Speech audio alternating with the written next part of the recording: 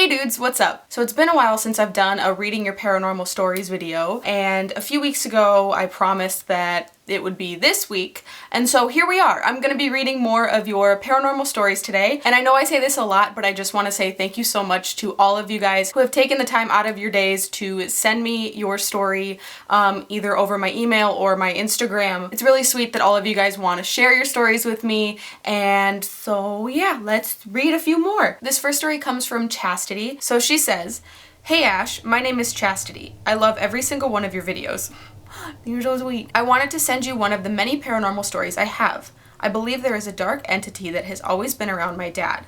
He is an abusive alcoholic and not a very good person. I believe there is a darkness all around him. My father purchased a home in the middle of nowhere in South Whitley, Indiana. Cornfields were all around. The house was a huge white farmhouse, and to the left of it was an old barn that had nothing in it. The moment I stepped foot into his house, the air seemed off. There was something there with us. The first few nights there, nothing happened. But on the fourth night, that all changed. My bedroom was getting organized and put together, so I decided to sleep on the couch downstairs. I was lying there trying to fall asleep, but no matter what, I just couldn't. My little brothers and dad were all asleep, so I felt creeped out just knowing we were in the middle of nowhere in this creepy house. I tossed and turned for what seemed like hours. I finally was about to fall asleep until I heard whispering. I opened my eyes and tried to hear what was being said, thinking it was just my little brothers up when they shouldn't be. I got up and went to their room, telling them to go back to sleep, until I realized they already were. I just shrugged it off and tried to fall asleep again. Right when I was about to fall asleep, I heard the whispering, but this time, I knew it was a little girl's voice. Whatever it was said, "Hey, I'm up here. Help me get out." I was frozen in fear, realizing that right above me from the couch I was laying on was a huge air vent. Ooh. I couldn't even move, so I just laid there terrified. The whispering began again. "I can see you." Still whispering almost angelically, until it turned into a yell that was nothing but evil. "Run! Run! Run!" it told me. I jumped up in tears, running to the kitchen, down the hall, and into my dad's room. I woke him up and told him what happened, and he said I could sleep with him that night. So I did just that. The next morning, I was still a little shook up from what happened to me, but I tried to push it past my mind, telling myself that it was probably just in my head, but deep down, I knew it wasn't. A couple hours into the day, it had reached noon. My little brothers wanted to play hide and seek. I loved this game and knew the best place to hide, but they wanted me to count first, so I did it so they wouldn't whine. I went into the laundry room, which was so creepy because to the right of the washer and dryer, there were stairs that led to complete darkness, which was the basement. It freaked me out how there was no door, just a big opening. I sat down and began counting. 1, 2, 3, but then I heard a little girl giggle. I turned my head towards the pitch blackness of the staircase that led into the basement. All of a sudden, I heard splashing down there like someone was playing in a swimming pool. The splashing got louder, as did the giggles. In the laundry room was a door that led to the outside of the back of the house, so I just ran out of that. I just kept running, terrified, until I saw my little brothers walking to the cornfield. They turned and looked at me and said, "Hey, you're cheating. You were supposed to count to 100. I just told them I didn't feel good and might get sick." So we all went inside. I never told anyone about that incident. My dad was in the laundry room when we got inside, and he looked a little shook up too. We went in there with him, and he showed us the basement and how it was flooded. But there was something even more eerie. On the second step on the basement stairs, there was one tiny baby footprint inside the concrete, which was odd. Why was there only one? Why was there no date or name by it? When my brothers left the room, I asked my dad if everything was okay. He told me he didn't want to scare me, but something happened to him. I asked what? My heart was racing because my dad never gets scared, nor does he ever believe in paranormal things. He turned and looked at me and told me that when he was washing the dishes, he heard someone slam the pantry door behind him. He thought it was one of my little brothers, so he ignored it. All of a sudden, something slammed the door open and started running behind him. He said it sounded like there were trash bags on its feet. He heard a little girl laughing in the laundry room, and when he went in there was no one in sight. He told me that the landlord had told him that 20 years before we had moved in, there was a fire that took out the basement of the house, but they got it redone, and sadly a little girl had been killed in the basement because she was hiding from being scared of the burning house. I had chills. I absolutely hated being in this house now. So much more had happened in that house after that. There was always something watching. I know it was a little girl, but I just couldn't imagine her being evil, and that's what it felt like. I knew there had to be more spirits within the home. Okay, So I was so excited to share this story because when I was going through a bunch of your stories, I came across this one, and when I finished reading it, it just gave me chills and then made me feel extremely dizzy for a period of time. And I just knew that whatever she experienced was 100% real. Just the feeling it gave me and like the chills, like I got chills reading it just now. I know you said you have more experiences, so if you ever want to reach out to me and share other ones, I would totally be interested. The second story today comes from Natalie, and she says, "Hey Ashley, my twin sister and I love your videos. Our favorites are the Reading Your Paranormal Stories videos, and I have so many memories with those kinds of things. I hope this isn't super long. This experience has to be one of the first actual moments I saw someone or something. My sister and I shared a room when we were young because we hated to be apart. We lived with her brother, mom, and dad. The experience I'm about to write about was after another moment where I saw something, and from then on, I couldn't sleep without a light, so my parents would leave the bathroom light on and our room door open so I could see. My sister and I shared a bunk bed. I slept on the bottom. My sister had the top bunk. One night, when everyone was asleep, I woke up to the sound of a light flicking off. It was the bathroom light. I just assumed someone had turned it off and forgot about me being scared. I heard it turn back on, and I was already looking towards the bathroom to see who'd walk out of it, but nobody did. I kept looking, but no one walked out. I ended up shutting my eyes, and when I opened them again, at the bottom of my bed, sitting, was a black figure. It looked like a girl, but the figure was pitch black. There was nothing but the shape. It couldn't have been my sister because she wasn't that tall. We were about 5 or 6, and it couldn't have been my mom because my mom would have been looking at both my sister and I. I instantly froze. I tried not to move or anything, but trying so hard made my foot move a little, and when it did, the lady at the end of the bed turned her head slowly towards me and started to move towards me. I shut my eyes so I didn't see anything. I heard the bathroom light flick off and on quickly again, and then she was gone. I never saw her after that. I've seen other spirits around, but never her again." It's interesting that like she didn't notice you right away. Like you said that she was sitting at the edge of your bed, and then when you moved, she turned towards you. So I wonder what she was doing, like sitting on her bed. I don't know, maybe like your house like had a previous owner who passed away there. Kind of similar to Chastity's story where somebody passed away in the house and then maybe that was her old room and she was just kind of acting about her day. But I don't know, that's so interesting. It's so creepy, especially to see that young. Oh my goodness, I can't imagine. The next story comes from Kay, and she says, "Hi Ashley, I really enjoy your content. I wanted to share one of my paranormal experiences with you. Both of these stories take place following the death of my mom. She died 20 years ago, when I was 10. The first one happened a few days after her death. I was lying on the couch, attempting to sleep, but couldn't. I laid there in the dark for a while when a bluish-whitish figure appeared a few feet away from me. It was shaped like a person, but had no other distinguishable characteristics, and hovered a few inches off the ground. I don't remember if I was scared or not, but I do remember feeling like it was standing there for hours, when in reality it was probably only there for a few minutes. The next morning, my dad was in the bathroom shaving, with the door open, and I barged in. I said, 'Maybe it's my imagination,' and before I could finish, he replied, 'You saw the figure in the living room too?' I like to think it was my mom checking on us." The next one takes place a few years later, when I was 13. I was home alone in my room, watching TV, when I heard what sounded like someone in the kitchen. I could hear cabinets opening and closing, and pots and pans being moved around, as if someone were cooking. I got up to investigate, and as I rounded the corner into the kitchen, the noise would stop. It freaked me out a bit, so I searched the house and yard to see if someone was home. No one was there.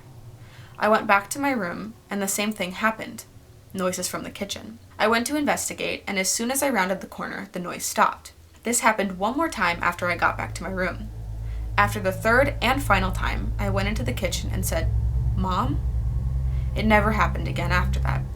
Maybe she just wanted to say hello. I really think this story is so sweet, especially because of like the figure that both you and your dad saw at different times. I do think that you're right in the fact that it was your mom coming back to say hi to you, especially because of the whitish bluish color the figure was giving off.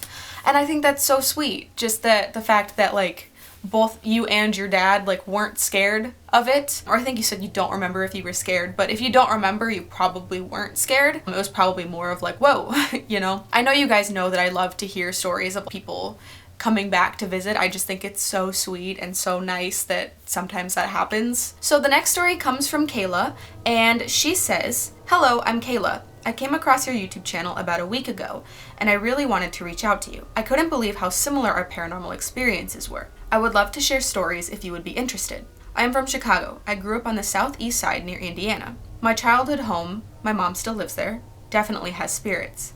I started having experiences when I was about 2 years old. I would talk to my deceased great uncle and knew information about him that a 2-year-old would not know, especially if they never met the person.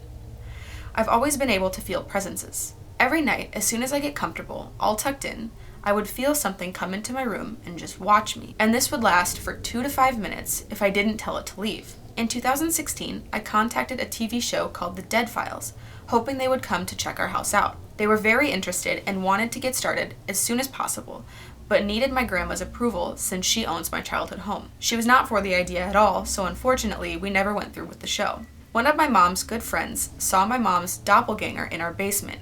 Oh! Ugh! No! We always see shadow people. I've seen creatures outside. I have no idea what it was, but I was sitting on my front porch at night, smoking before bed. My mom likes to feed stray cats, so she always has cats on our front porch. Your mom and I would be best friends. It's not unusual to see raccoons or possums coming to have a snack. Anyways, I was sitting outside. It was late. The streets were quiet. I wasn't really paying attention to anything, just enjoying the tranquility of the night, when all of a sudden I see from the corner of my eye this short, stocky, stumpy thing walking along the side of my house towards my backyard. It had the body of a bulldog, but it was really hairy. It had fur like a raccoon. When I realized I wasn't seeing things, or something was actually moving over there, I turned my head to look, and sure enough, I got to see the back half of whatever it was before it disappeared. First off, I want to know what it was that you saw, because there's so many different creatures out there that I don't even know half of them. I don't know of any like smaller, like rounder creatures. I mean, it still could have been a raccoon, like a really huge raccoon, but I don't know if they have like the body of a bulldog. That sounds like kind of weird. Like that's like longer arms than a raccoon does. I really hated the fact that you said that things would come into your room and stand there for like 2 to 5 minutes at a time. I'm so glad that you started telling them to leave though, because I mean, rule number 1, if you ever are scared or you don't want something there, just tell it to leave and it's gonna listen to you, it's gonna leave. Sometimes it takes more force, but like it will leave. That's so creepy. Ew, I hate all these experiences of like you guys having things come into your room at night. That makes me so uncomfortable. The sun's literally gonna set in like 10 minutes. So this is probably gonna be the last story of this video. This story comes from Brenda and she says, "Hey girl, just have to say that I love your channel and it's actually one of my faves. I actually have so many paranormal encounters I would love to share with you. Please send them all to me. Oh my goodness." We moved into my house about 10 years ago, and since then we've had some pretty creepy things happen.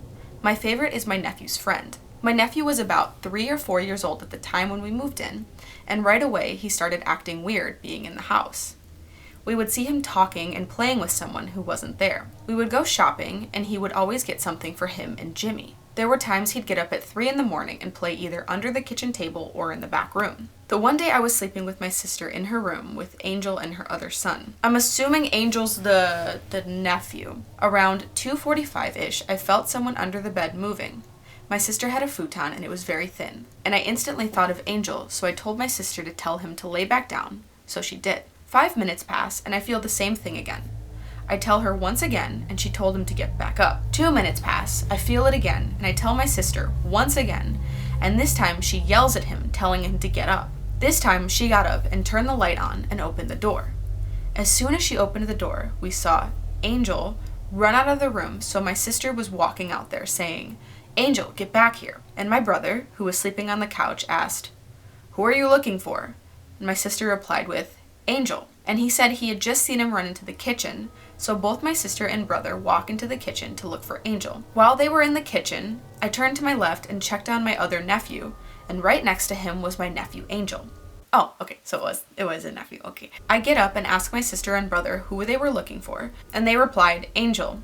I felt chills all over my body as I told them, Angel is dead asleep right next to Lalo. Their eyes opened wide and ran into the room and saw Angel sound asleep on the bed. That one freaks me out because what was under you? Like what was like poking you and stuff. I don't like that. I don't like thinking of something laying underneath you poking. Thank God, like, you can't get underneath my bed. Like, you can't. Like, nothing can get underneath my bed, because that's like one thing I don't have to worry about. Oh my God, I'm such a wimp. Oh my God, could you imagine though if I do feel something, then it's like nothing can get under there. What the frick's under my bed? That's just so creepy, especially because you saw something run out.